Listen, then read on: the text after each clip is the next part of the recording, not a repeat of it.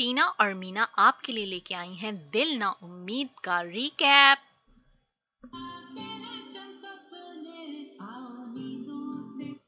Drama शुरू होता है उसी फिल्मी सीन पे। सुम्बुल गुनगुना रही होती है अपने बचपन का गाना। जमशेद दौड़ा दौड़ा आता है, उसे सुन के उसे याद आ जाता है, यही है मेरी अल्लाह रखी जी। सुम्बुल से वो पूछता है, तुम वही हो ना जो बचपन में मुझे सारे चावल खिला देती थी। सुम्बुल उसे झटक देती है, फिर वो उसे याद करवाता है सबके नाम ले लेके, खाला बतूला, टमाटो, सादिया, कि तुम याद करो उन सबको। पर सुम्बुल जो है उसे कहती है, नहीं मैं तो बस आंटी की सुम्बुल ही हूँ, मैं नहीं जानती, और शायद अल्लाह रखी मर गई, अब तो सिर्फ सुम्बुल ही जिंदा है। सुम्बुल बेचारी जो है वो मेंटली स्टेबल नहीं है, क्योंकि शायद उसे ड्रग्स दिए जा रहे थे उस घर में, और अब वो क्लीन हो रही है या डिटॉक्स हो रही है। जब वो होश में आती है तो वो उसे कहती है कि हाँ मैं छोटी सी थी तो मेरी शादी हो गई, और मेरे शौहर का नाम जो था वो तनवीर था, और वो मुझे कहीं बाहर लेके जाना चाहता था।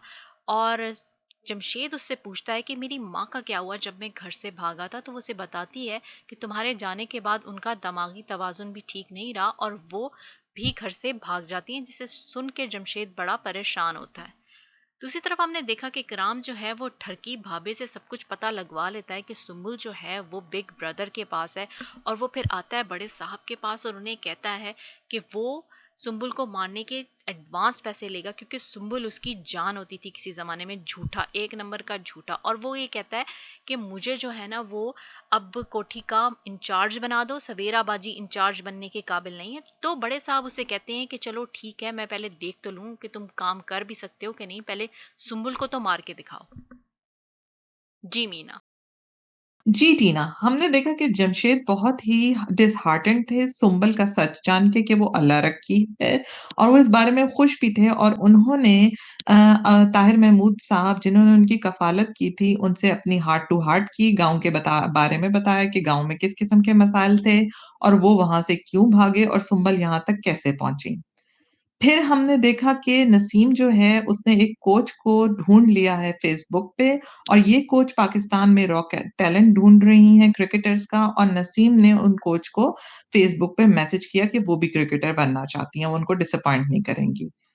चलते हैं जुल्फी और उनकी वालदा की तरफ। जुल्फी की वालदा ने उनसे फिर उस मिस्टीरियस कैरेक्टर के बारे में पूछा जिसकी वो दोनों तलाश में हैं, और जुल्फी ने बात आए बाएं शाएं कर दी। और वालदा ने कहा, तुम आजकल कहाँ बिजी रहते हो, मैंने तुम्हारे कोट पे 3 बाल किसी लड़की के देखे थे। तो उन्होंने कहा वो मेरी दोस्त की दोस्त थी, जो दोस्त की दोस्त थी वो सुंबल के बाल थे। और जी इकराम ने सवेराबाजी को बता दिया कि उसने सुंबल का खोज लगा दिया है, वो बिग ब्रदर शेल्टर होम में है, वो सुंबल का काम तमाम कर लेगा। सवेराबाजी से ये बात बर्दाश्त ना हुई, और रात में इकराम के सोते ही वो वहां से भाग गई फोन लेके, और उन्होंने जमशेद को कॉल मिला दी। और जमशेद ने उन्हें कहा कि वो जहां हैं वो वहीं रुकें। और अनफॉर्चुनेटली वहां पे इकराम पहुंच गया और इकराम ने उनको चेस किया।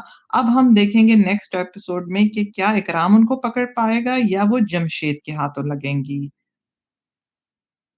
Thanks for watching. Please don't forget to like, comment, and subscribe. Allah Hafiz. Office. Bye, bye, bye.